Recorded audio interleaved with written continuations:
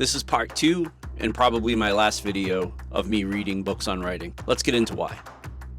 Last time I read On Writing, The Elements of Style, and Save the Cat. Since then, I've read Story by McKay, The Anatomy of Story by Truby, and Into the Woods by York. These 3 books are all the same book. Hero's journey, 3-act structure, character arcs, whatever. This info can be basically boiled down to an infographic or a Save the Cat beat sheet. I think why Save the Cat gets a bad rap is because it's marketed as commercial writing, where these books try to mask that formula with self-important anecdotes and obvious insights into other people's actual work. I am going to read the last 2 books, The Hero with 1,000 Faces and The Writer's Journey, but unless there's some revelation in those, I'm not going to waste everybody's time going through them. I will say that one of the most interesting chapters in Story was the breakdown of the Chinatown screenplay. So I went and I found that script and I read it. And I got more out of reading that script than I did reading a book of someone analyzing that script. After that, I grabbed a book that I've read several times,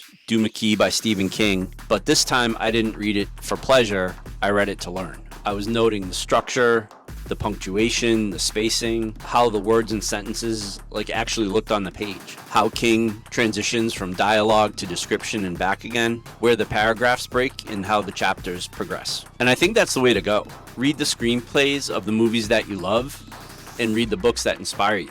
I think you'll get more out of consuming the actual art versus reading a book that analyzes said art, usually by a guy that never made it as a fiction writer.